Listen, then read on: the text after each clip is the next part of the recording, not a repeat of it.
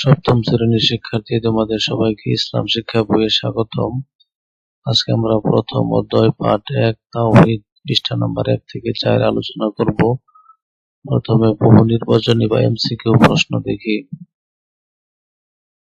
আকাইদ শব্দের একক বাচক কোনটি?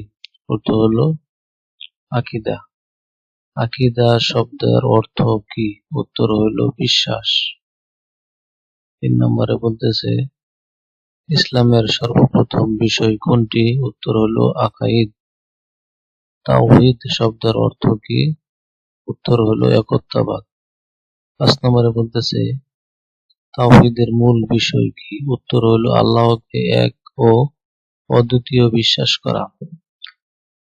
6 নম্বরে বলতেছে আল্লাহ তাআলা কি ধরনের সত্তা? অনাদি অনন্ত। 7 লা ইলাহা ইল্লাল্লাহ এর অর্থ কি? আল্লাহ ছাড়া কোনো ইলাহ নেই। 8 সকল নবী রাসূলের দাওয়াতের মূল বিষয় কি ছিল? উত্তর হলো তাওহীদ। 9 নম্বরে ইসলামের সব ইবাদত কাকে উদ্দেশ্য করে? আল্লাহকে উদ্দেশ্য করে। 10 নম্বরে তাওহীদে বিশ্বাস মানুষকে কি দান করে? উত্তর হলো আত্মমর্যাদা। 11 নম্বর শিরক মানুষের মধ্যে কি সৃষ্টি করে?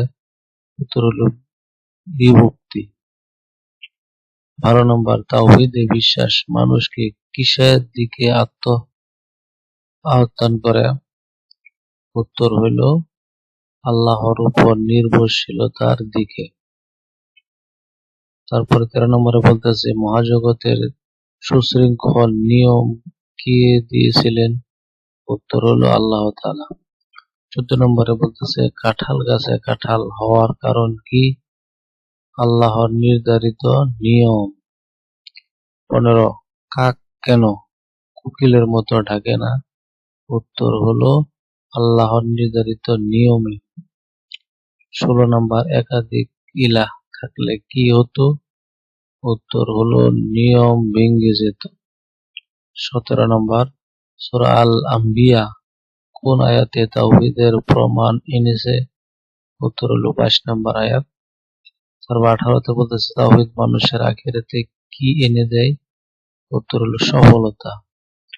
19 নম্বরে বলতেছে আল্লাহ অন্যর কাছে মাথা নত করা শিরক কেন? আল্লাহ ছাড়া। উত্তর হলো শিরক। আল্লাহ ছাড়া অন্য কারো কাছে মাথা নত করা কিসের লক্ষণ? উত্তর হলো শিরক। তারপরে হলো 20 নম্বর। এবার চলো 20 নম্বরে ছোট উত্তর ছোট প্রশ্ন দেখি। আকাইদ কাকে বলে? ইসলামের মূল বিষয়গুলোর উপর মনে প্রাণে বিশ্বাস করাকে আকাইদ বলে। তাওহীদ কি? আল্লাহ তাআলাকে এক ও অদ্বিতীয় সত্তা হিসেবে বিশ্বাস করাকে তাওহীদ বলে। শিরক কি? আল্লাহর সাথে অন্য কাউকে শরীক করা বা বহু উপাস্য বিশ্বাস করাকে শিরক বলে। তারপরে হলো 4 নাম্বার তাওহীদে বিশ্বাস মানুষকে কি শিক্ষা দেয়? তাওহীদে মানুষকে আল্লাহর উপর ভরসা ও আত্মসম্মান বোধের শিক্ষা দেয়। কেন একাধিক স্রষ্টা সকলকে শৃঙ্খলা সৃষ্টি হতো একাধিক সত্তা থাকলে? কারণ প্রত্যেক স্রষ্টা নিজের ইচ্ছা মতো নিয়ম চালু করতে চাইত। এবার চলো সৃজনশীল প্রশ্ন দেখি। রাশেদ আকাশের দিকে তাকিয়ে সূর্য, চন্দ্র, নক্ষত্র ও বিশাল মহাবিশ্বের সুশৃঙ্খল চলাচল লক্ষ্য করলো। সে ভাবতে লাগলো এত বিশাল বিশ্বজগৎ কোনো নিয়ম ছাড়া চলতে পারে না।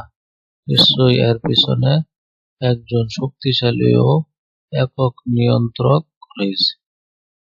প্রশ্ন আছে কি কি? 1 নম্বর প্রশ্ন, 2 নম্বর প্রশ্ন, 3, 4। এই হলো প্রশ্নের উত্তরগুলি।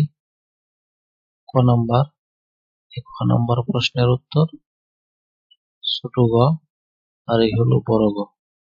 এখন আমরা সৃজনশীল 2 দেখি।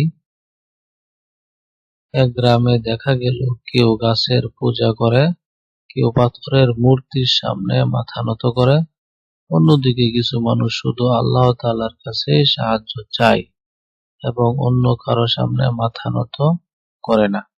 প্রশ্ন হলো সেরূপ কি? এই হলো প্রশ্ন, আর এই হলো প্রশ্নগুলির উত্তর। ক নম্বর উত্তর খ, ছোট গ, বড় গ। আজকে এ পর্যন্তই। বাকি অংশ পেতে চ্যানেলটি সাবস্ক্রাইব করে রাখো। ধন্যবাদ।